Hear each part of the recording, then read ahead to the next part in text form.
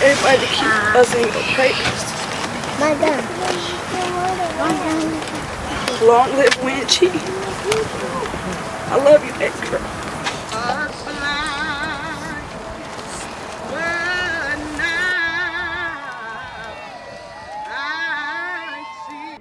My name is Winter, and I'm the birthday girl in 3 days, and I'm guaranteed to be the drunkest. They were the couple everyone wanted to be. Young, attractive, fun, the kind of pair that made you stop scrolling. On TikTok, they laughed together, teased each other, posted videos that racked up views and comments filled with heart emojis and goals. People who didn't even know them personally felt like they did.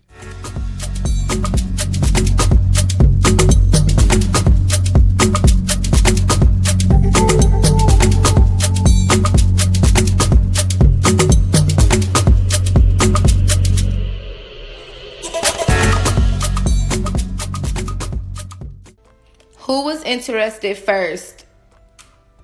Who said I love you first? Who's more protective? Who cleans more? Who eats the most? Who spends the most money? Who is most likely to start an argument? Who falls asleep first? Who is more annoying? Who loves the hardest? That's how good it looked. Her name was Winter Nicole Straw, 25 years old, Columbia, South Carolina, a basketball player turned correctional officer, a woman raising a young daughter. Some in her family described as funny, hardworking, and full of life. She had plans, big ones. Law school was next. The future looked exactly the way it was supposed to look. His name was Renardo Johnson, her longtime boyfriend, the man she made content with, the man her followers watched joke around with her, laugh with her, love on her. At least that's what it looked like from the outside. We're running late for dinner, but get ready with us. One more so like an outfit of the day. Purse, Forever 21, bodysuit, Charlotte Russe, skirt, Shein. I don't have no shoes on, but some sandals. Come on, baby. Shirt, ABP. Billionaire Boys. Billionaire Boys. Shorts. My baby. Socks. ABE. Baby. Horsey. Sorry, that's Foot Locker. But here's the thing about social media. It only shows you what people choose to show you. And what happened on March 26th, 2023, on a street outside their apartment complex in Columbia, South Carolina, that was something no follower, no friend, and no family member ever saw coming.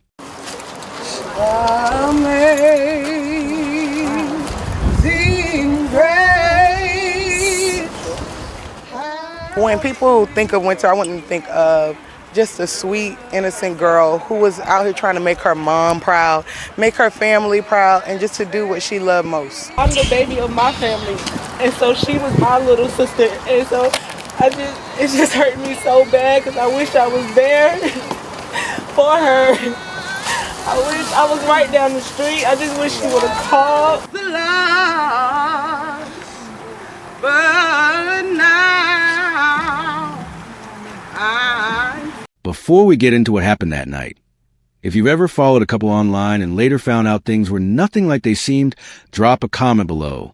And if this is your first time on this channel, hit that subscribe button.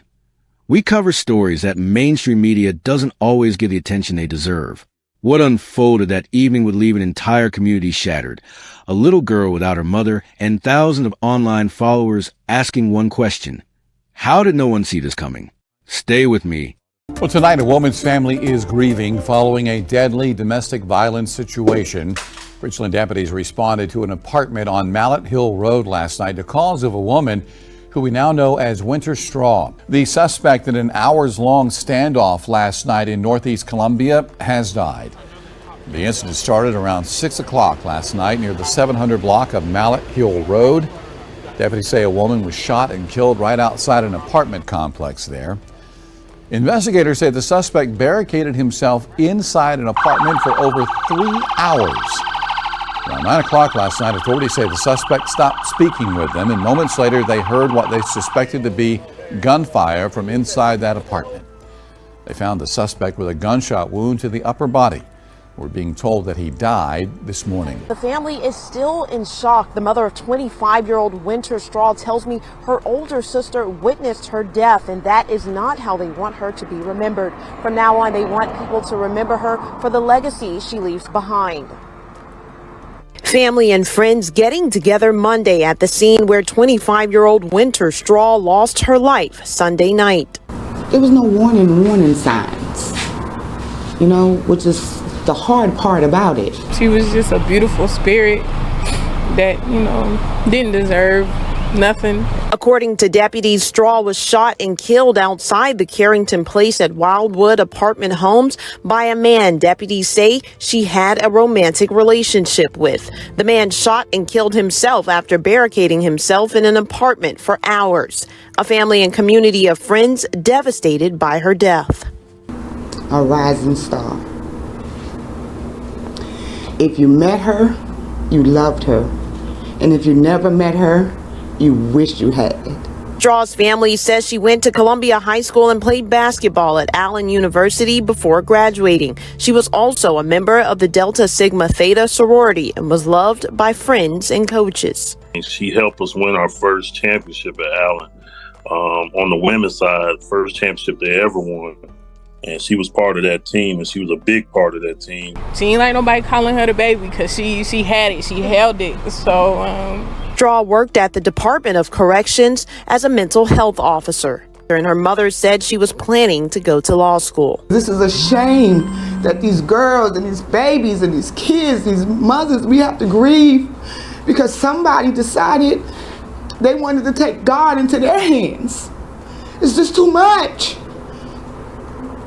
It's too much. We got to come together and figure out how do we put an end to this.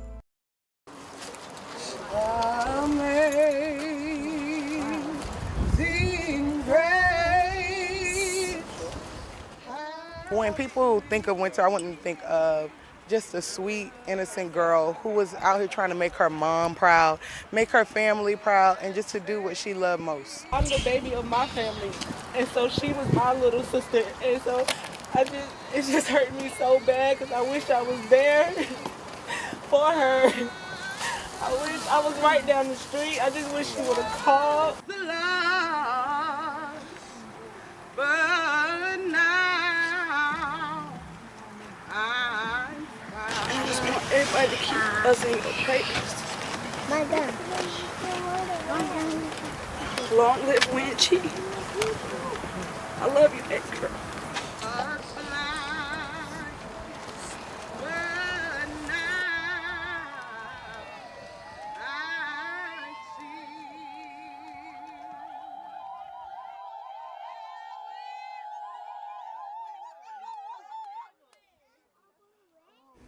By the way, the suspect in that hours-long standoff was found with a gunshot wound to the upper body.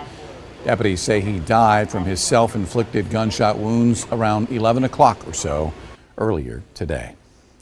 By the time deputies arrived at Carrington Place at Wildwood that night, Winter Nicole Straw had already been shot multiple times. In the street, outside the home she shared with Renardo Johnson. Right there, in the open, where anyone could have seen it, Renardo did not run. He went back inside the apartment and locked the door. What followed was a 3-hour standoff with law enforcement. Negotiators worked to get him to come out. For 3 hours they tried, and then a gunshot rang out from inside the apartment. When deputies finally entered, they found Renardo Johnson with a self-inflicted gunshot wound to the upper body. He was rushed to the hospital. He did not survive. And just like that, in the span of one night, when Nicole Straw was gone, the man who took her life was gone, and everyone left behind was standing in the wreckage, trying to make sense of something that made no sense at all. Winter's co-workers at the Department of Corrections were devastated.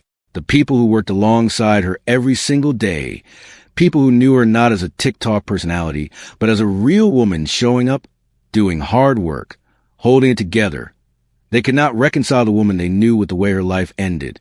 Her friends remembered her laugh, her energy, the way she lit up a room without trying, and her family, her mother especially, was left with a grief that no words in any script could ever properly describe. Because Winter wasn't just a daughter. She was a mother herself. She had a young child who will grow up carrying the weight of the story in ways the rest of us never will. A vigil was held at the apartment complex. People came to mourn, to remember, and to say out loud what everyone was feeling. That this did not have to happen. That Winter Straw deserved to see law school, deserved to watch her daughter grow up, deserved every single thing she was working toward. Right here, I want to pause and ask you something directly. What do you think when you look back at those videos now? The TikToks, the jokes, the content they made together? Leave your thoughts in the comments. And if this story moved you, please share it. Winter's story deserves to be heard beyond this screen. Now, here is what the story forces us to sit with. Winter and Renardo were not strangers. This was not a random act. This was someone she knew, someone she lived with, someone she made memories with and posted those memories for the world to see. And that is exactly what makes this so heavy. Because we live in a time where a relationship can look one way online and be something completely different behind closed doors, where pain gets edited out, where tension gets repackaged as humor, where the comments say goals and nobody, not even people closest to them, knows what is actually happening. Some of the videos Winter and Renardo posted were described by viewers, after the fact, as strange. Jokes about cheating accusations. Playful digs that didn't feel entirely playful once you knew the ending. But here's the truth. Most people watching at the time saw exactly what they were meant to see. A couple having fun. A couple in love. That is not the audience's fault. And it is not Winter's fault. What it is a reminder, a painful, necessary reminder that what we see on a screen is curated, filtered, chosen. The full picture is almost never the posted picture. Winter Nicole Straw was 25 years old. She was a mother, a daughter, a friend, an athlete, a public servant, and a woman with a plan for her future. She deserved every chapter that was stolen from her. Her daughter will carry her. Her mother will carry her. And now, so will you, because you watched this video and you know her name. If this story stayed with you, and I believe it will, please hit that like button. Share this video with someone who needs to hear it, and subscribe so you never miss a story like this one. Every week, we bring you real stories about real people, because their lives mattered. Winter's life mattered. I'll see you in the next one.